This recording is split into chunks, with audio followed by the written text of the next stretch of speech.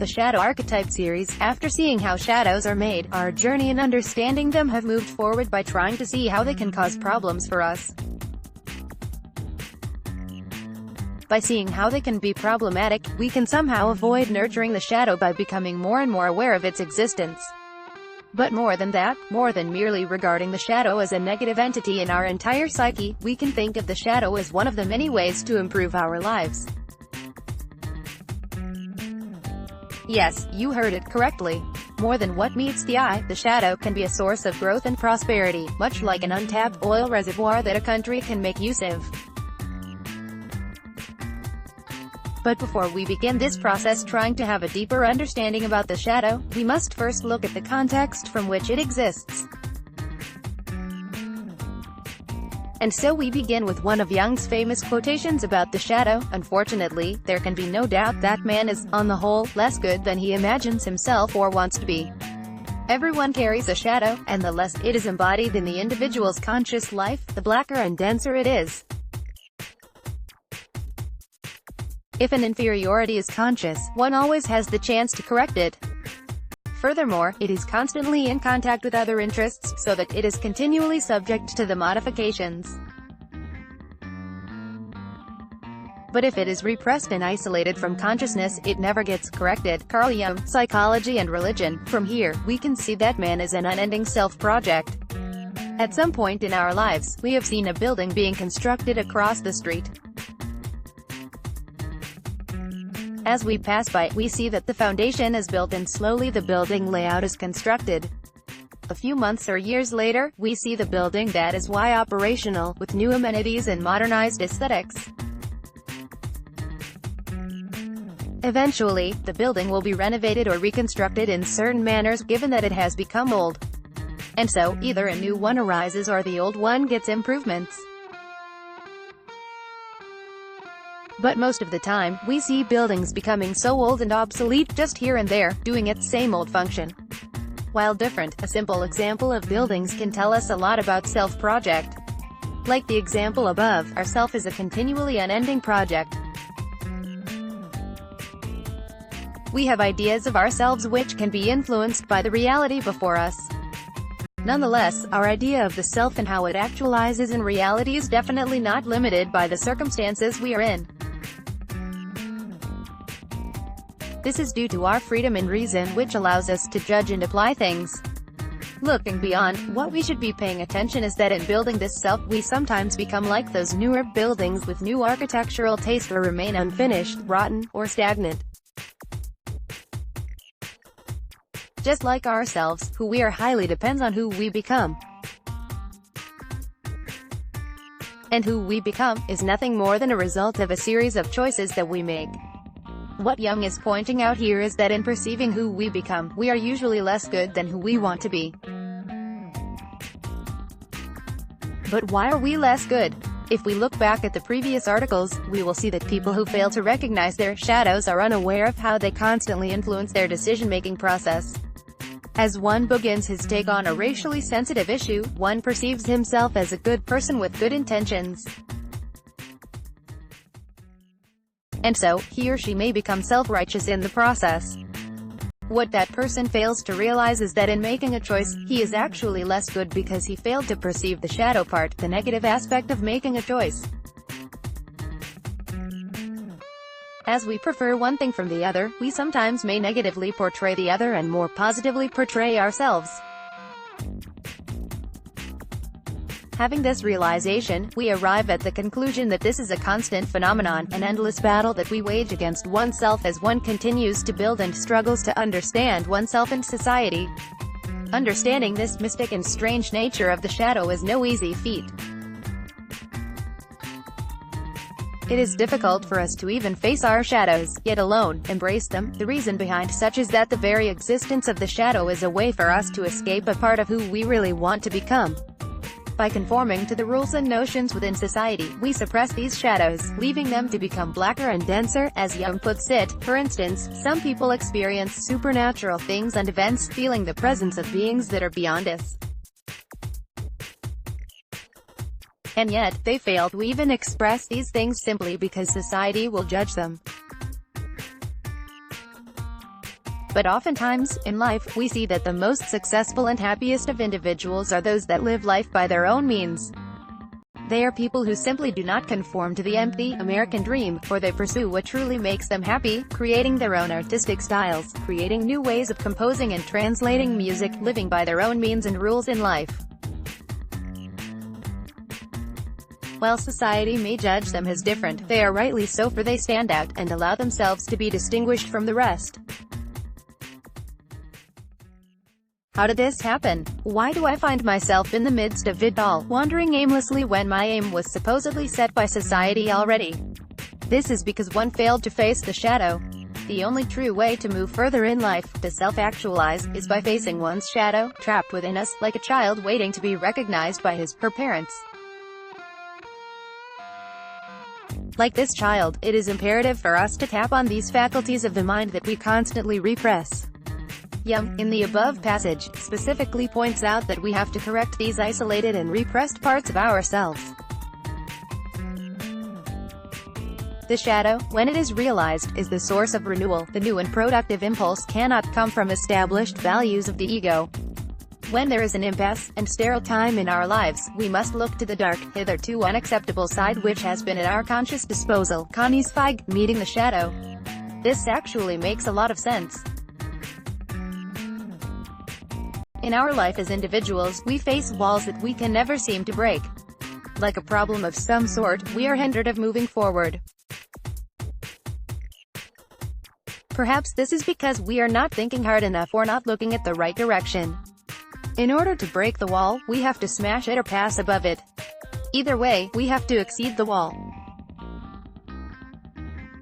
Thus, the way to advance is to look at the untapped potentialities of the shadow, for who we are in our current state is unable to break that wall. For instance, think of boredom. While people think that this is perfectly normal, boredom is actually an individuality problem. When people are disinterested of the things around them, it may relatively speak about the dull nature of such mundane things. Inversely, it may also speak of not only the view but the viewer. Yes, sometimes it doesn't speak of the things but of the person who views them. The way we perceive things around us tells us something about ourselves. A simple guitar man may be playing the most obsolete of songs within that subway that we usually pass by. But not all of us stop and find him interesting. Rather, most of us finds him too normal to the point that we don't even notice him. And so, we continue to live our lives, doing the routinely repetitive tasks that we need to do, and continue being bored, till we face further bouts of depression. But if we look at the example given above, we fail to notice the guitar man because we unconsciously repress him. While his song creates melody and music, they fail to reach our ears. They exist, but we don't recognize them, nor acknowledge them, just like the parts of ourselves that we repress. This is like our shadow, the repressed aspects of ourselves that we keep buried. This is exactly why we should pay attention to the shadow, that perhaps the problem lies not in the shadow but the way we perceive them. Perception is everything in life. If you're having a bad day as things are not going your way, your perception will make it even worse.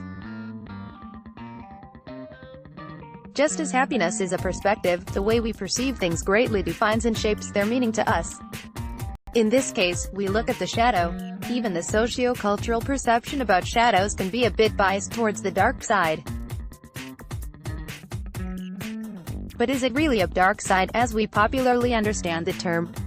Or the shadow can actually be something else that we don't quite understand?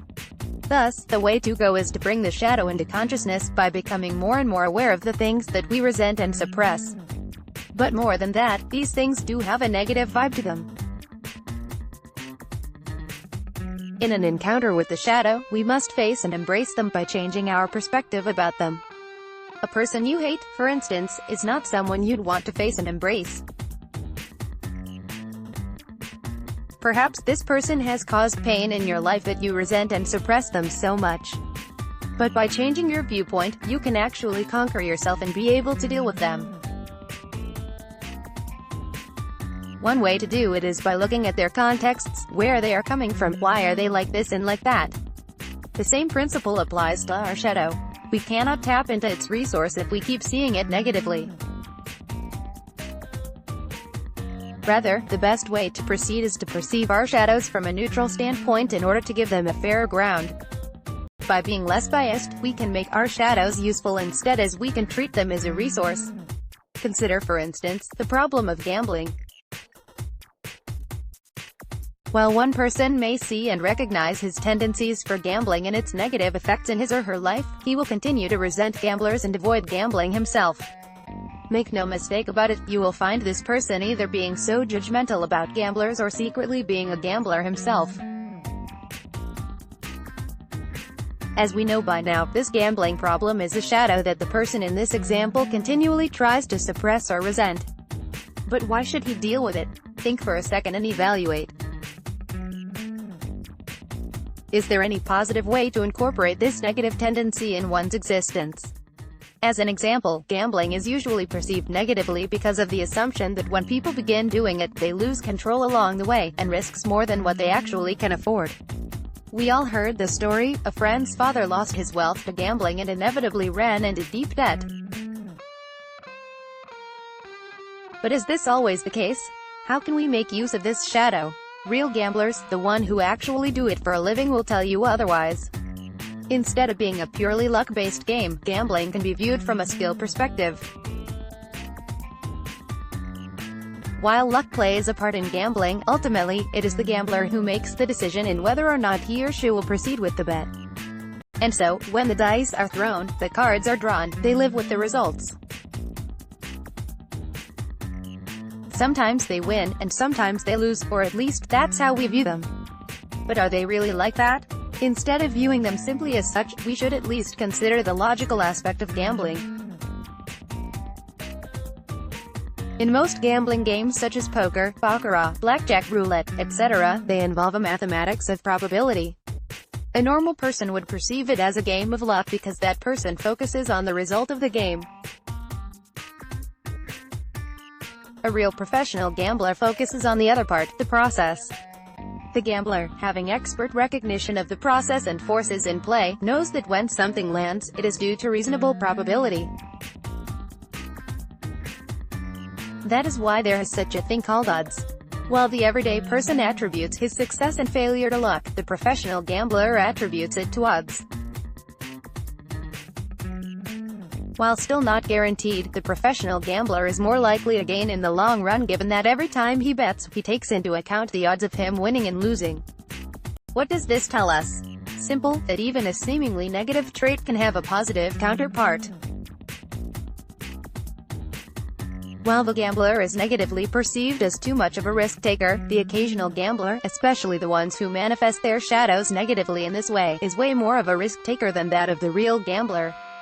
Why so? It is because the professional one lives with and has a deeper and more intricate understanding of risk, while the tourist is out there to spend money and gamble regardless of the odds. Going back to the topic of tapping into the shadows, the example above can exhibit an instance wherein a negatively perceived shadow can be utilized to one's growth and advantage. This is not to say that, for instance, being a gambler can be attributed to personal growth. Although some would agree it may be. Rather, the point of my example above is that one's tendency for gambling doesn't automatically make him a bad person. If we talk about people in general, people have varying levels of risk. Some people love to risk more, while some avoid risks. Some love the thrill, some hate it to the guts. In this case, if one loves to gamble, it might possibly say something about him or herself, that she is a risk lover. But is he necessarily a risk-taker? It depends. In this way, one may face the shadow and use it as a resource in order to improve oneself. Discovering that she has a tendency for such can actually be a resource. It doesn't mean that one must do gambling. Rather, one may be able to harness the power of understanding probabilities better than a regular person.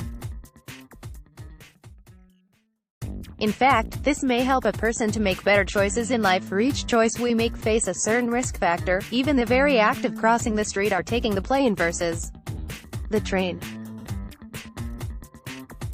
Final word: understanding risk factors can help a person know if she should purchase the latest iPhone or pass on it, just as deciding whether which insurance to get and how much coverage to apply for.